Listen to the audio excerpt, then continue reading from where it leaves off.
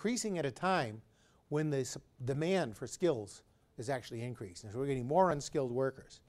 And very little of this has to do with immigration from Mexico. So here is the graph that it's a work that I've just finished with Paul LaFontaine. Here what we're doing is we're looking at the slowdown in the rate of growth of college attendance. So here we see a phenomenon, and if you look, for example, here in, this is given by year of birth. If you start in 1900 and you increase up to 1950, every cohort shows a secular increase. Now, some of this big jump in 1950 happened to be because people born in 1950 were 18 in 1968, which is about the time the Vietnam War was going on. And it was incentive for you to attend college. So some of this has to do with avoiding. But it's still true that there's somewhat of a peak for women who weren't subject to draft. Maybe they, the argument the women were going where the men were, but it's a secondary argument. But what you see is basically a decline in the high school and the college attendance rate, and then only picking up recently for cohorts born in 1970. And only recently we've gone past. So it's a fairly recent phenomenon, people starting in the 1990s.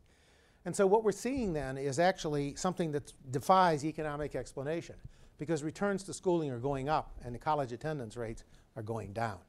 So it's a strange phenomenon. But now if we ask the question, what about the rate of attending college given high school? We see, well, there was a peak, but we can also see that there is a phenomenal increase in, it's more of a monotone increase. There's a Vietnam hump there, but fairly steady increase even at the time the returns to schooling were going up. And now, if we look at the rate of what's going on, we can see that the actual high school graduation rate, if we remove the GEDs, actually peaked around this cohort 1950 and has gone down. And that is actually the major contributor to why, in fact, the rate of attendance at college has slowed down. The growth rate has slowed down. So what's happening in American society today is a polarization.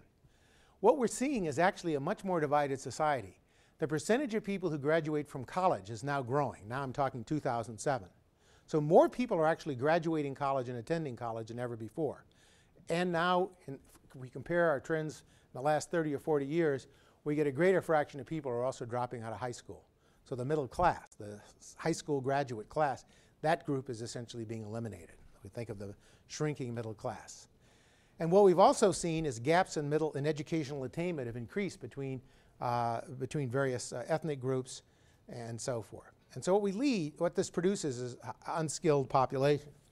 So if we compare American skills with the skills of people who are in other countries, there's something called the International Adult Literacy Survey. The International Adult Literacy Survey gives tests to many countries around the world. This is a subset of all the countries. It's given in Chile and Mexico, many of the so-called OECD countries. And level 1 is the requirement that you have minimum literacy to understand the instructions on a bottle of pills. So the doctor says, take 1 pill a day. Don't do anything more. That's level 1. And what we see is in the United States, about 25% of the workforce surveyed, as a random sample, we're basically at level 1. You're basically at a very low level of literacy where you don't really fully understand those instructions. And compared to other countries, England's a close second. And in many ways, in terms of some of the social problems, England is even worse. Now for females, actually the English females are worse than the American females, which is another whole story.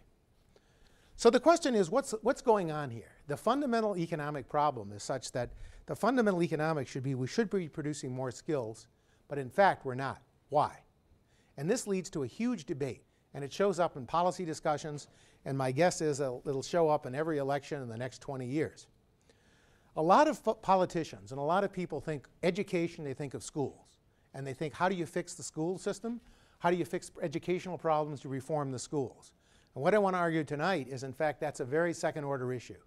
That the school reforms that are discussed are really not explaining this. Tuition costs have frequently been blamed. We know tuition costs have gone up in real terms. Nobody denies that. But there's second order in explaining this. Those are not the major factors for slowdowns. So I would argue the answer is no to all these questions. And in fact, what we've learned from body of evidence is that once we control for the ability of a child, tuition costs explain a very tiny fraction of the gap of children's socioeconomic status. So if we look at the time a child is deciding to go to college, and we look at the variation in tuition costs that people face, and there are substantial costs. If you go across community college tuitions vary a lot across different parts of the country, they explain very little of the gaps. And so let me show you some statistics. I'll just focus on college entry since I've focused on that. This is a table from a paper by myself and Stephen Cameron, published about 6 years ago. And what we find is, and let me just focus on say this, let me focus on this since it's most immediate. So this is the gap between those who enter college and those who don't. So if we look at the raw data, this is late 90s data, we find a 12 percentage point gap between blacks and whites in terms of who goes to college. If we look at Hispanics, there's even a bigger gap, 14 percentage points.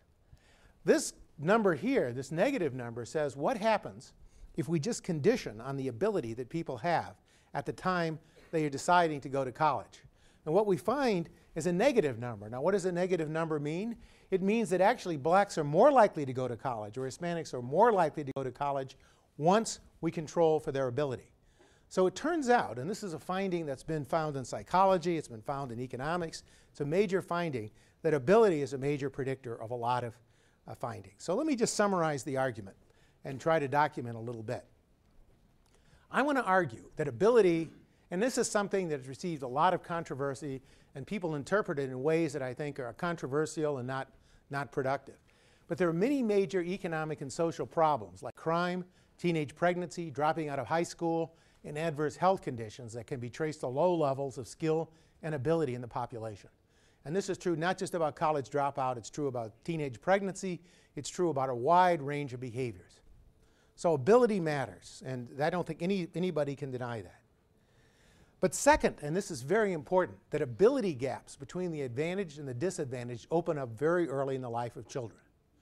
Now, people interpreting this will say, oh, well, maybe then, if these gaps are opening up at a very early age, say 1, 2, or 3, then maybe this is just genetics. Maybe certain minorities are inferior. Maybe certain groups are just condemned to be inferiority.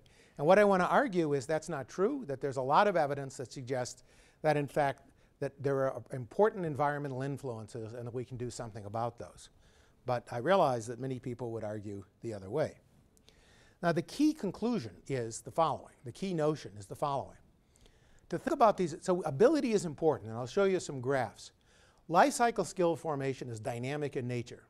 Skill begets skill, motivation begets motivation. And so what we've learned is that the notion that skills are some static thing that are just there, that are fixed, is just false. There's a dynamics to skill formation. Just like there's a dynamics about who goes to college and the nature of years of schooling and how skills are formed, just like an athlete trains for certain tasks. So what we see is a dynamic process. We've only just begun to understand this dynamic process. So if a child is not motivated or stimulated to learn relatively early on in life, the more likely it is that when the child becomes an adult, the child's going to fail. So what we have to learn is that, and then the second and the final point I should say is that the longer we wait to intervene in the life of the child, the more costly it is to remediate. And I'll show you some estimates of that. Now, when I use the word ability, immediately I think most of you probably thought cognitive ability, IQ, right? Because that's what people think about. And what I want to argue is no, in fact, that a lot of public policy focuses either on IQ or on achievement tests, like No Child Left Behind. But I think these focus is actually very misleading, and that's another main lesson of tonight's lecture, that in fact we really want to think about ability as a multiple set of abilities, both intellectual skills and socio-emotional skills. Now, cognitive abilities are important, but socio-emotional abilities are also important for success.